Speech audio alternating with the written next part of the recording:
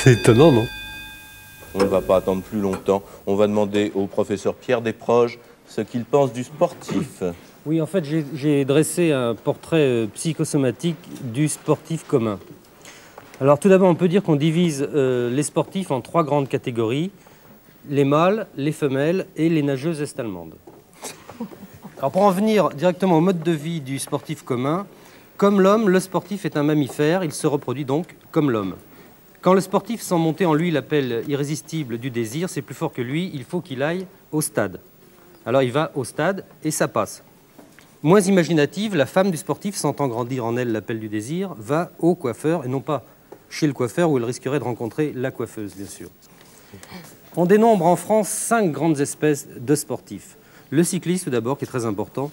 Le cycliste moyen est viscéralement sous-doué. D'ailleurs, il a la tête plus bas que le cul, surtout dans les côtes, ça on peut l'observer assez facilement. Au lit comme à bicyclette, la caractéristique du cycliste est qu'il espère faire mieux la prochaine fois. Le cycliste a une seconde peau qui s'appelle le maillot jaune. C'est un simple maillot de type Jean Edernalier, c'est-à-dire qu'on le voit très bien à l'image, même de très loin, et qui s'enlève tout seul. Le tennis aussi, d'autre part. Le tennis est un sport noble mais ennuyeux, comme on a pu en juger récemment en écoutant le commentaire radiophonique de la finale de Roland-Garros. C'est Villas qui passe à Villander, qui passe à Villas, qui passe à Villander. C'est un peu chiant.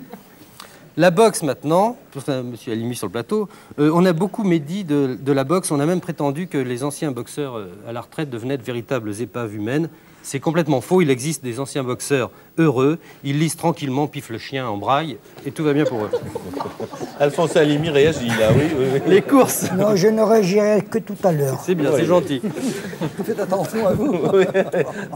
Pour changer, le monde de boxe quand même, oui. pour changer, venons-en aux courses qui sont le sport le plus distingué en France.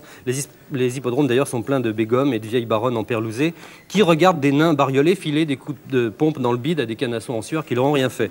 Ces baronnes achètent leurs perles avec l'argent des allocations familiales que les besogneux viennent claquer aux courses. C'est le sport national français.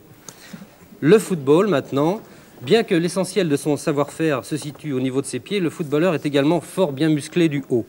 On cite notamment le cas du footballeur Platini, dont le tour de poitrine atteint 118 cm entre le M et le deuxième O de Marlborough. Il y a de drôles de regard des sportifs là autour. Hein. Oui. Pour finir, il y a une question qu'on peut se poser. Y a-t-il une intelligence du sportif? Oui.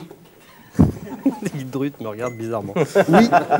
Elle est sensiblement d'ailleurs la même chez le footballeur, le tennisman, le jockey, le cheval ou le boxeur.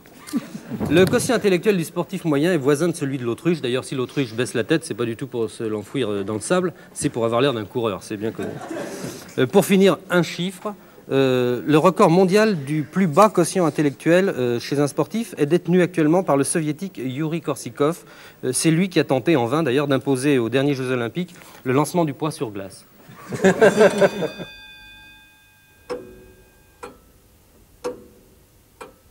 C'est étonnant, non?